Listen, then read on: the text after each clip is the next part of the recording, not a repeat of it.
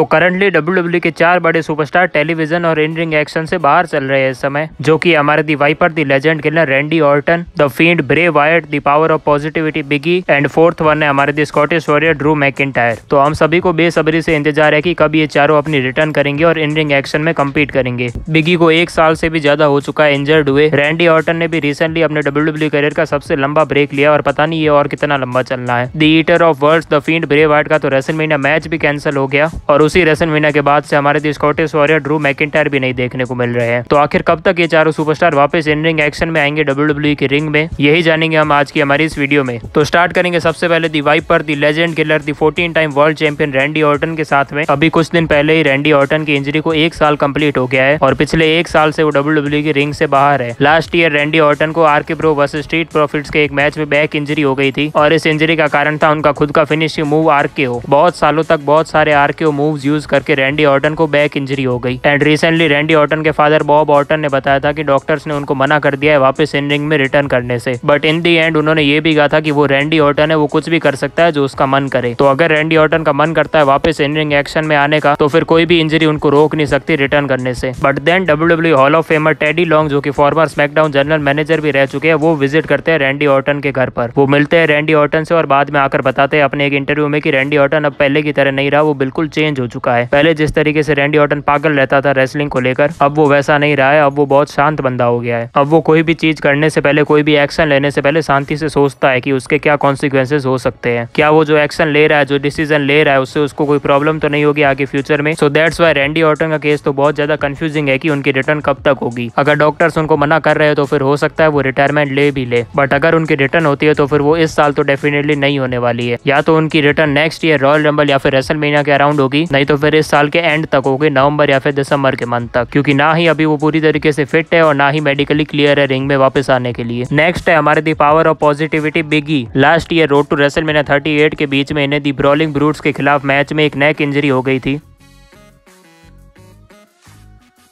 इस बीच बिगी हमें और भी WWE के बहुत सारे प्रोग्राम्स में दिखाई दिए, बट WWE के रिंग में वो अभी तक वापस नहीं दिखाई दिए हैं। तो क्या बिगी मेडिकली क्लियर हो गए और रिंग में रिटर्न नहीं करना चाहते हैं? तो इसको लेकर बिगी खुद रेसलमेनिया 39 के अराउंड अपने एक इंटरव्यू में बात करते हुए कहते हैं कि मुझे तो अब कोई प्रॉब्लम फील नहीं हो रही है मेरी नेक में। जितना दर्द मुझे इंजरी के टाइम पर होता था उतना दर्द अब मुझे नहीं हो रहा है। इवन मुझे दर्द फील तक नहीं हो रहा है मेरी नेक में और मैं पहले जैसा फिट एंड फाइन फील कर रहा हूँ जैसा मैं इन रिंग एक्शन में कम्पीट करते टाइम किया करता था। बट डॉक्टर्स मुझे मेडिकली क्लियर नहीं कर रहे हैं वापस रिंग में जाने के लिए।